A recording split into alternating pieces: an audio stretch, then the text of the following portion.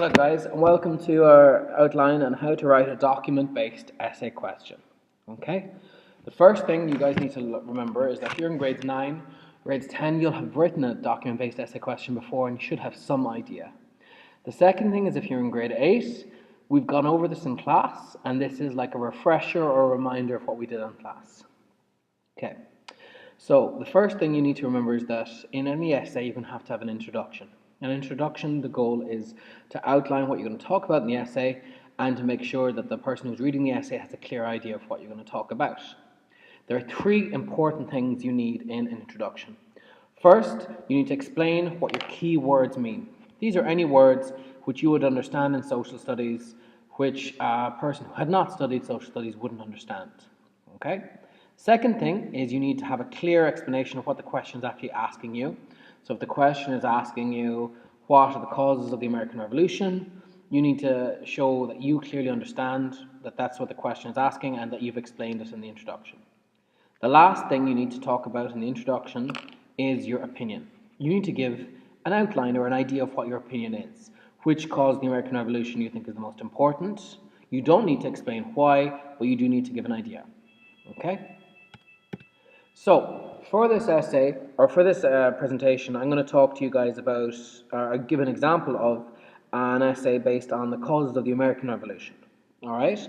So here we've got three things, the key words, the outlines, or the explanation of the question, and the statement of opinion.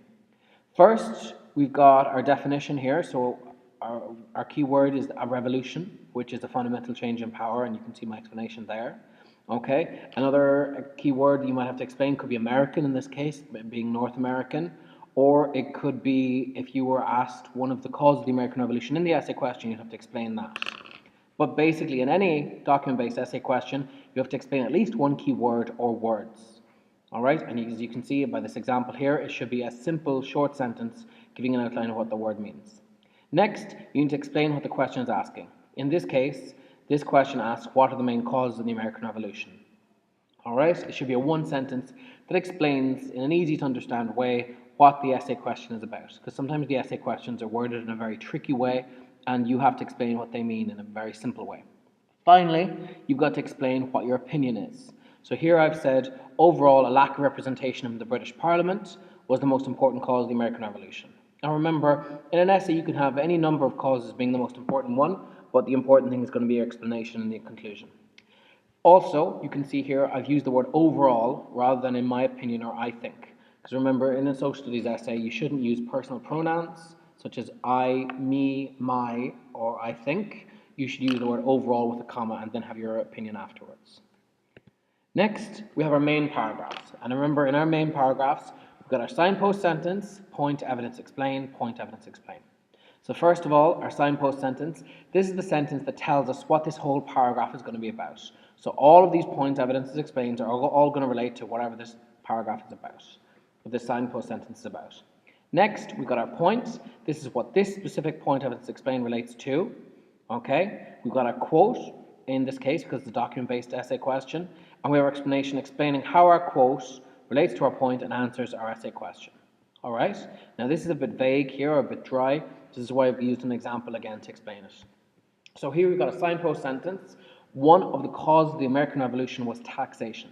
So we know that this whole paragraph here is going to be about taxation. All the points, evidences, and explains within this paragraph all going to be about taxation. So my first point here was that the Americans were taxed at unfair rates by the British Parliament. All right, so essentially the taxation was unfair. Okay, we can see our quote here. This can be seen in document 4, where it says, the Stamp Act was an unfair tax on all forms of business in the colonies. Okay, so look at the important part of this. First of all, this sentence which you should nearly learn off, being this can be seen in document X or document Y or document blank, where it says, and then we've got our quotation marks here and our quotation marks ending, and we know now, or the reader knows, that this sentence here was taken from the documents. It was taken from document 4 and is a specific quote. All right, we can't make up this information. It has to be a specific sentence from the documents. Finally, our explanation. This sentence, or this quote, demonstrates how taxes are unfairly applied to the American colonies. So here we've got The Stamp Act was unfair on all forms of business in the colonies. We've got an explanation that ties it up to the point, and all of this relates, of course, back to the signpost sentence and the essay question. Next, laws were passed in the British Parliament without consultation of the colonies. An evidence quote. This can be seen in document 3, where the poster says no taxation without representation. So we can see the document 3 is relating to a poster or probably a protest with the quote, no taxation without representation. And then the explanation, which relates to this quote. This shows how taxes were applied to the colonies without consulting the American colonists or lawmakers in a very undemocratic way. All right, so again, my explanation relates back to my evidence, or my quote, which relates back to my point, which relates back to the essay question. All right? Next, we're going to have paragraph 3, which will be on a different cause. Possibly it could be geographic distance, or it could be on the role of tyranny or the undemocratic way the king ruled the country. And we're going to have a signpost sentence to back that up and my point evidence explain.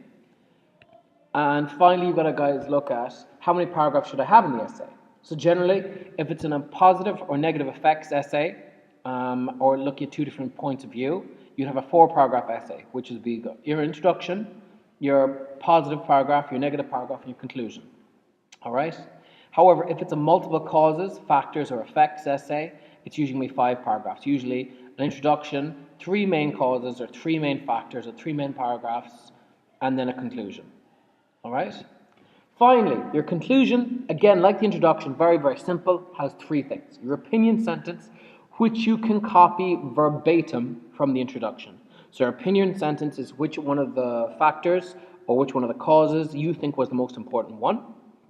You summarize why you think this is the most important factor, and I always say give 3 reasons, or 2 reasons at least, why you think this is the most important cause, and criticize. This is where you start to tear apart the opposition argument and you say why the other factors are less important or not so important. So here again I've got an example, and you can see I pretty much copied this sentence here, this blue sentence, verbatim from the introduction. Overall, a lack of representation in the British Parliament was the most important cause of the American Revolution. So here, summarize. This is the most important reason because A, American colonies were used to a large degree of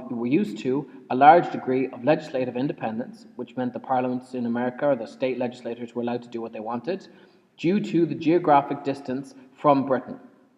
So number 1 there's different colonies were used to a large amount of independence. And the second thing, a number of laws made in Britain for British people were unsuited for life in the colonies. So this is the idea is that the laws that were being made in Britain really only applied to Britain and shouldn't apply to the colonies. Because remember, the weather would be different, the culture, the climate, the economies of America and Britain would be just very, very different, and the laws wouldn't suit. Okay? So here I've given 2 distinct reasons. Really, I should give 3, but I only have room for 2 in this example, summarizing why the lack of representation is my most important reason. Next, I get on to criticize. So if in an essay on the causes of the American Revolution I have taxation and geographic distance as possibly 2 different reasons that were not as important in the cause of the American Revolution, because Britain was able to rule India and Australia, equally distant colonies, for hundreds of years after this point. So the idea that geographic distance wasn't important because Australia and even New Zealand were quite far away from Britain, yet they were ruled without problems. And taxation, while increasing under more direct British rule, was no higher than in other British colonies. So while the taxation did increase under this increased British rule, it did also increase in other British colonies, but without a revolution happening. Okay? So what have I done here? Again, to summarize, I've given my opinion verbatim from the introduction. I've summarized why I think this answer is correct, and then I've criticized or torn apart the opposition arguments and why the other arguments are not correct or less important. Okay? Now guys, those are the 3 reasons or how you outline your document-based essay question. If you need to go back over this again or look at the accompanying PowerPoint, you can do that in your own time.